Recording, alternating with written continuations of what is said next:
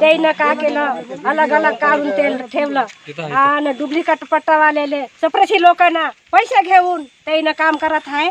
आम्ही का की नवीन पट्टावाल्याचे अलग अलग ठेवलं आणि गरीब लोकांचे पैसे अलग अलग केले आणि पैसे मधून द्यायला त्याचे काम करून टाकले। आमचा काम का की पेंटिंग मध्ये टाकले। आज 4 दिवसात देतो म्हणून कबूल केलेला आहे। मॅनेजरने देतो म्हणून म्हणलेला आहे 4 दिवसात। साहेबासमोर बोलला की आम्ही देणार आहोत 4 दिवसात, आम्ही तुमचा निकाल लावतो म्हणून साहेबांना बोललेला आहे। राष्ट्रवादी काँग्रेस पार्टीच्या वतीने जिवती तालुक्यातील पाटण भारतीय स्टेट बँक शाखेमध्ये जवळजवळ महात्मा ज्योतिबा फुले कर्जमाफी योजनेमध्ये 1000 शेतकरी आले होते।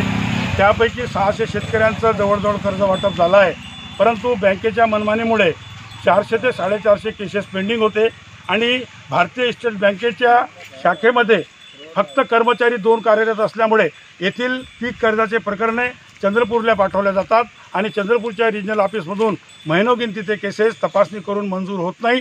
त्यामुळे या तालुक्यातील रब्बीचा हंगाम संपत असतानासुद्धा शेतकऱ्यांना अजूनपर्यंत पीक कर्ज मिळालं नाही। आता रब्बीचा हंगाम तोंडावर आला, खरीपचा हंगाम संपत आहे। शेतकऱ्यांनी उजार कर्जबाजारी होऊन आपलं पीक पाणी पेरणी केली, खतपाणी घेतलं, आता यावेळेस त्यांना अजूनही कर्ज मिळालेलं नाही। म्हणून आज राष्ट्रवादी काँग्रेस पार्टी जिवती तालुक्याच्या कैलास राठोड यांच्या नेतृत्वामध्ये या ठिकाणी मोर्चाचं आणि पोलीस स्टेशनला लक्षवेध बैठक आंदोलन करण्यात आलं।